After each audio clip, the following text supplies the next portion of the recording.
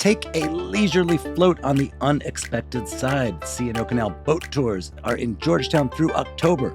Boat rides are available Wednesdays through Sundays from 10 a.m. to 4 p.m. They offer 1-hour guided historical tours along the first mile of the C&O Canal. Drift back in time to learn about the unexpected stories, technology, and culture of the canal and its people with scenic Georgetown as your backdrop. To plan your ride through history, visit georgetownheritage.org/boat.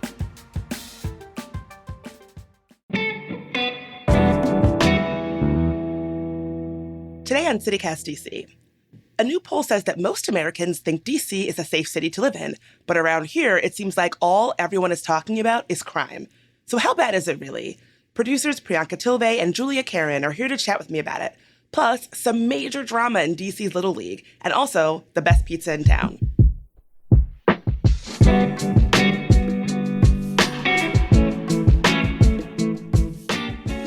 Today's Friday, August 25th. I'm Bridget Todd, and here's what DC is talking about.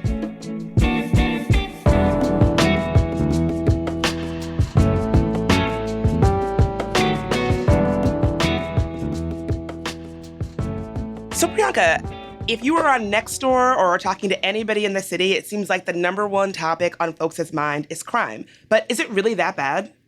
There was this new Gallup poll that came out this week. It says that 52% of people in the U.S. think D.C. is a safe city, as opposed to 35% of Americans who thought it was safe in 2006. So huge jump there in the past 15 years or so. But I'm wondering if maybe there's like a delay kind of situation happening where like crime in the 90s in DC was really, really bad. And so by 2006, people across the country still knew of DC as being an unsafe place to be. Over the past few years, DC has gotten kind of better in terms of our violent crime rates and homicide rates. And so that's why most of the country thinks it's a safe place to be now. It's like by 52%, that puts us in the top 16 safest cities in the country. But truth be told, here, I don't know, do you guys feel like people are just talking about crime all the time? Because I do. Yeah. So our production assistant, Susanna Brown, found this TikTok of a guy basically acting as if he was like from the DC subreddit. There's crime. There's crime. Did you see there's crime? Me and my family had a very nice vacation. Thank you to all the residents of the district. There's crime. So much crime. I had a nice sandwich this past Tuesday. You guys should check out Stikowski's. There's crime. There's crime. There's crime. There's crime. There's crime.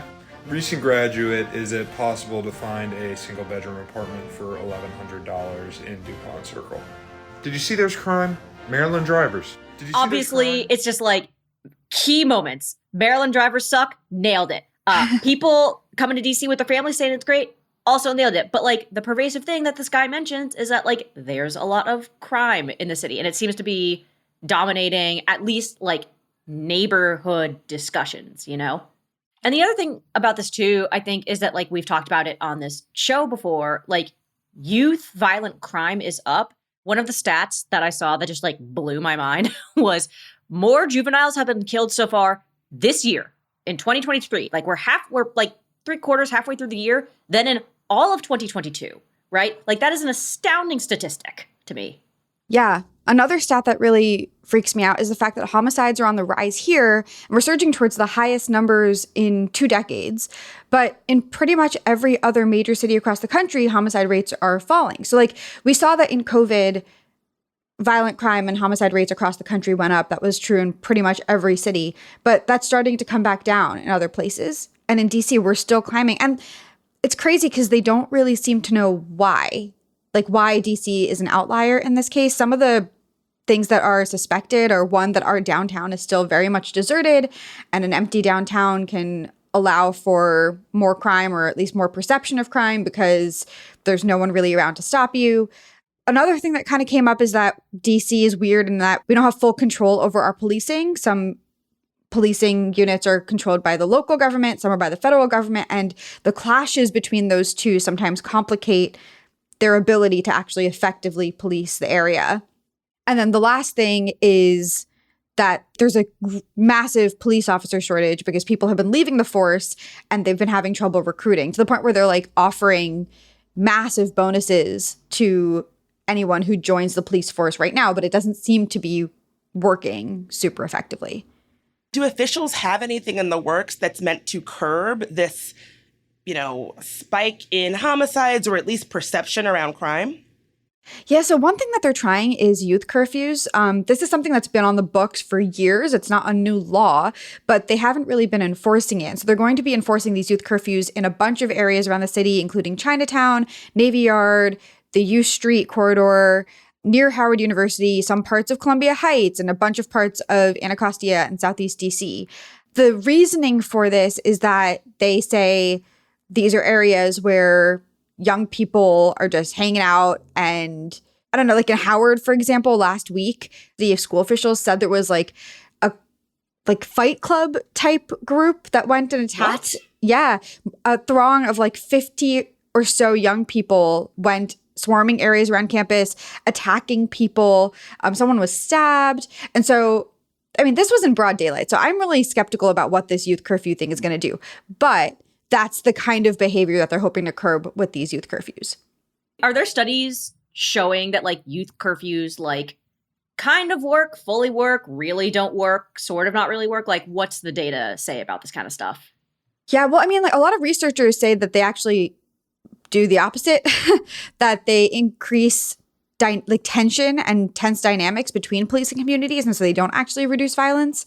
But they had tried this in Prince George's County last summer, and the officials there do say that it had some effect on lessening crime, especially during the hours of the curfew. So I guess it's hard to say definitively one way or the other, which I think with these things, that's always the case. It's always hard to say. And I've actually read that curfews, one of the reasons why they think it could actually have the opposite effect on crime is because if there's less people out on the streets, there's more opportunity for crime. And so if the majority of youth are like, I'm going to abide by the curfew, I'm going to not be out, then the youth who are out, there's less people around who might serve as a deterrent or a witness. I can't speak for whether or not that's true, but it's definitely a stat that I've read about DC specifically. No, you're right. That's a really good point. It is ironic for them to say both that the deserted downtown is part of the reason why crime is on the rise, and then also that youth curfews would help curb it. Like those two things do seem to be kind of at odds.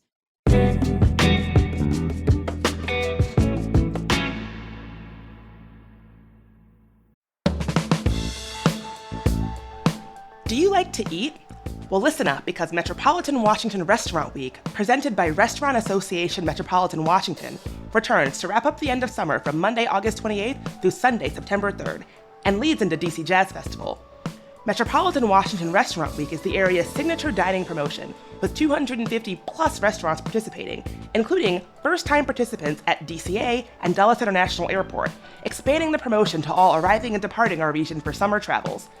Just go to the Restaurant Week website at rwdmv.com to view participating locations, menus, and to make reservations.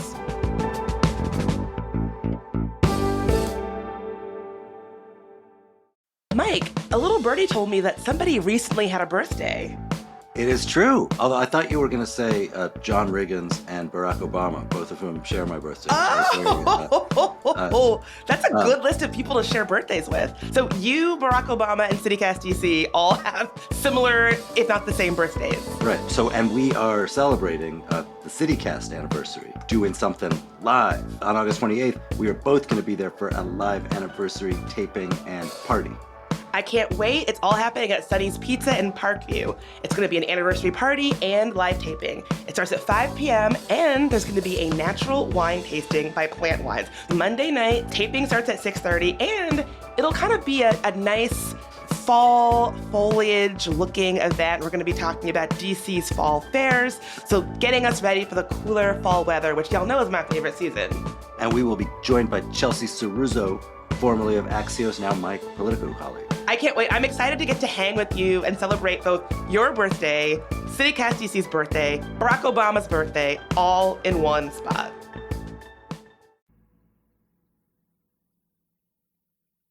So, Julia, what's going on around DC's Little League teams? Okay, so have any of you all like played Little League before, like growing up? Did your like siblings do it or anything, or like cousins? My brother did it. He was like a pretty prolific Little Leaguer in his day, but I never did. It was like reading under the bleachers. Bridget Todd's brother, T-ball champion. Yes, accurate. In the 90s. Let's go. Yeah, so this is a fascinating, just super DC story. Shout out to Frederick Kunkel of the Washington Post. This is the kind of local journalism like I aspire to. Extremely niche subject and like drama about a neighborhood where like I have no personal stakes in it, but I want to know all of the gossip, you know? So during this year's Little League World Series, which is held in Pennsylvania, the Northwest DC Little League team was representing DC there, which is really cool. Like it's, you know, it's an honor. You get to play in front of all of these fans. Big deal. They got eliminated last weekend, which is sad. Obviously, we would have liked to see them win the whole thing. They didn't. Stuff happens. After they got eliminated over the weekend, a couple of bombshells got dropped. There was, as Fred Kunkel put it, a verbal dust-up between grown-ups began with an email blast accusing the Northwest Washington Little League president, Ricky Davenport Thomas, and his allies of cheating to stack the league and his own team. It was filed in the style of a 40-page legal brief, which peak DC, guys, peak DC. The letter, which is signed by Mike Klisch and Aaron Sweeney, they're both attorneys for like high-powered, fancy, you know, law firms in the area. It accuses Davenport Thomas of routinely ignoring Little League strict eligibility rules in order to poach talented players from other city Little Leagues. Oh my God. Right. So there's age requirements and there's location requirements. So if a player's age is contested or their address is contested, then they can't technically play for a certain Little League team. So that's what's going on here. Oh my God, this is so DC. I know. This is like someone moving randomly to the middle of Kansas so that they can run for Congress from there. Is he putting like 45-year-old grown men in this league and trying to pass them off as children? No, it's a little more like fudged than that. It basically says that like Davenport Thomas manipulated the paperwork, right? And then lied to parents and coaches and officials about like a certain kid's eligibility, which is, again, the kid's age and the residency or school attendance. And basically that was to field players who shouldn't have been playing in the league. This isn't we're taking Derek Jeter and saying, go play DC Little League. That'd be pretty funny.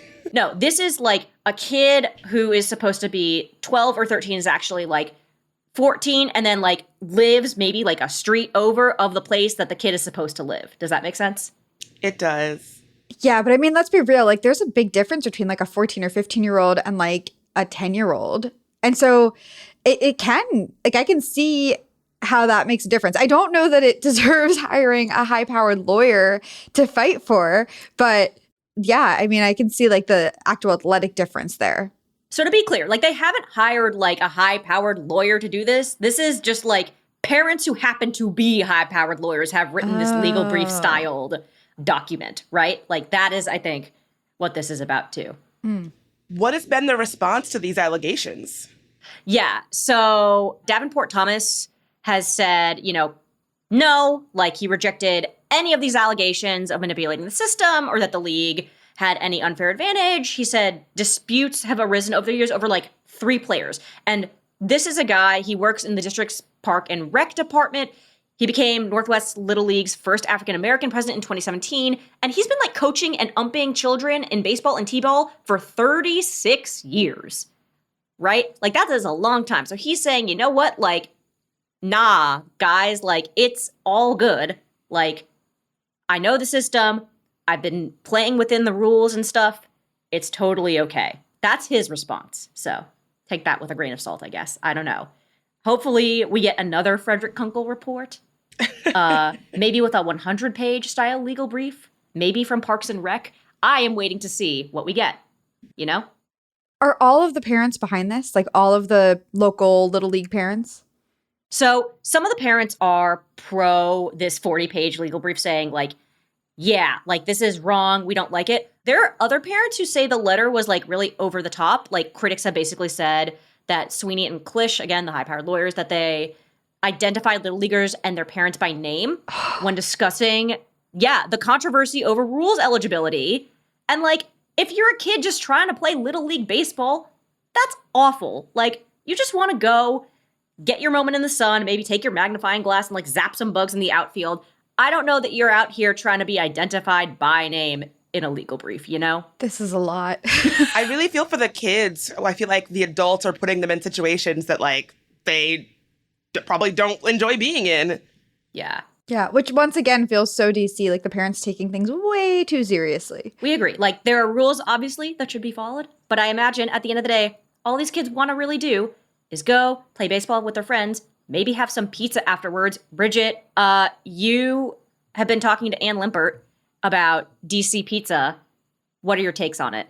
Okay, so this is actually inspired by Priyanka. She saw a picture on social media of some iffy looking pizza, and it got us thinking about pizza. DC is obviously not a city that is sort of known for its pizza like New York City or Detroit or Chicago, but I do feel like DC has some strong options. As Julia said, we talked to food editor at the Washingtonian, Ann Limpert, about pizza. She had very strong feelings about pizza. She really liked the pizza at Vace. She liked the pizza at Lido. When she talked about Vace pizza, she was talking to our newsletter editor, Kayla.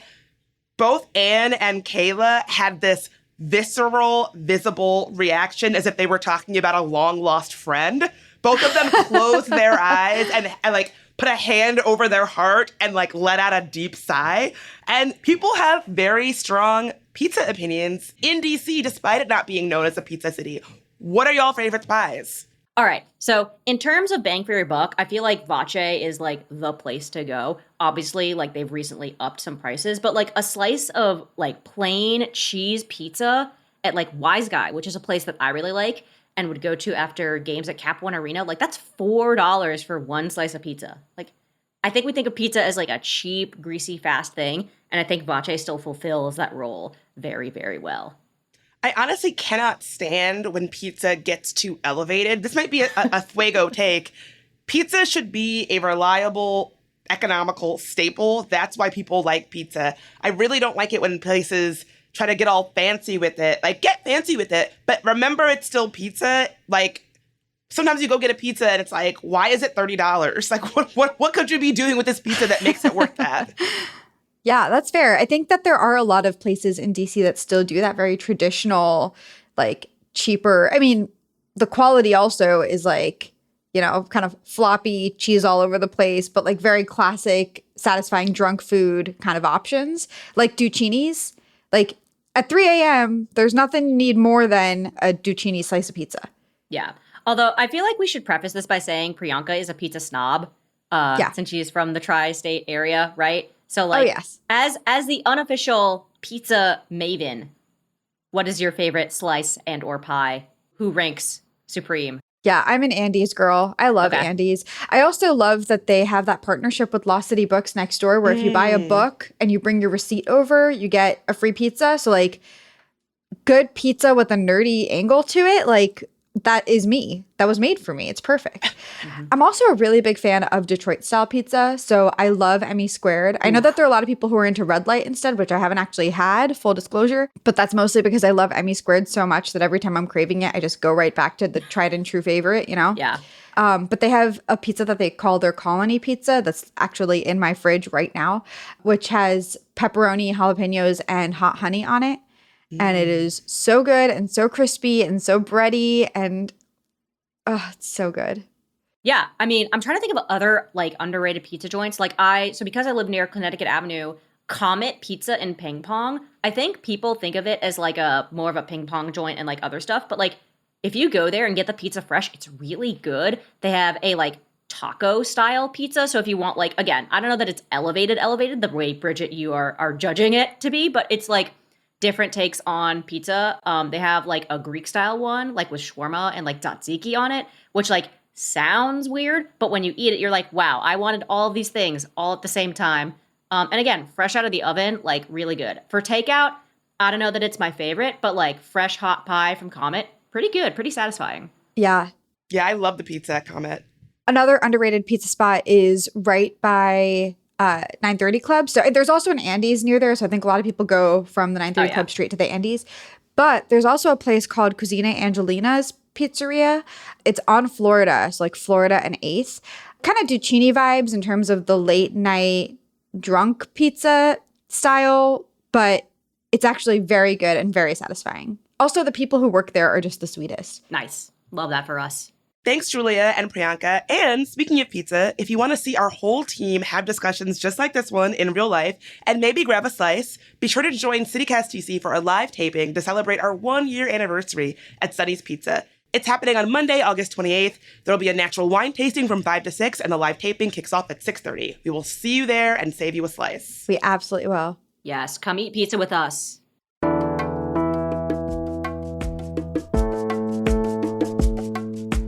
That's all for today here on CityCast DC. Our lead producer is Priyanka Tilve. Our producers are Julia Karron and Elizabeth Kalma. Our newsletter writer is Kayla Cody Stemmerman.